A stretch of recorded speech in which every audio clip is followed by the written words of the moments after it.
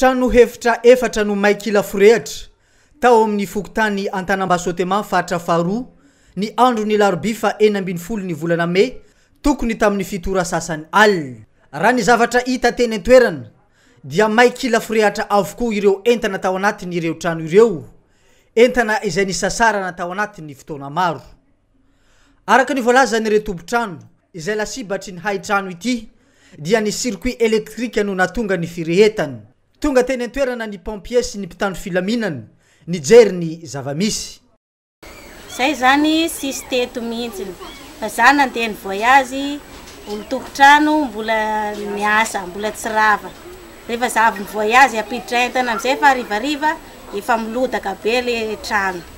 Olona manodidina zany teny hoe nisy zavatra tapaka ny jiro taty, de rehefa niverina ny jiro nisy zavatra tonga de nipoaka be de nilodaka le trano, nefa tato tsy nisy olona tato an-trano.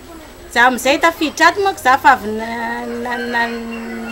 voyage napiditra gony nahita ny afo nilodaka de niasy vonjeo amizay de tonga le olona. Efa tsy zavatra azo natao tsony fa le salety eto zany narodana foana fa ao fa tsy azo midira. Antsy pompier nay de le pompier tonga de tapatapany trano foana voatratra ny kely foana.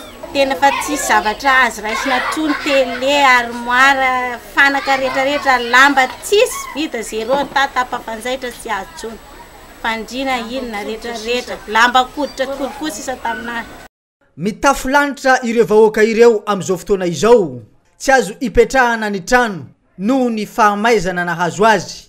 Ireo entana sy fandrina izay tokony atoriana ihany koa dia Maikila forehatra ny afo.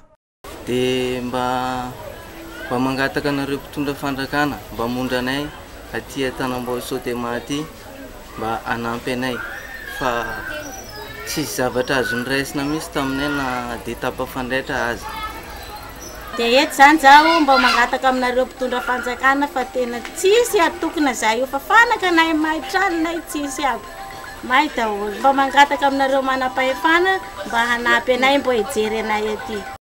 Raha ny voalazan'izy ireo hatrany dia ny manodidina noho ny fandrimbony namono ny afo ary tonga teny an-toerana ihany koa ny mpamonjy vona nanao ny asany. Tokony ho mailo ny rehetra amin'ny resaka herinaratra fa indrindra ity resaka circuit électrique ity.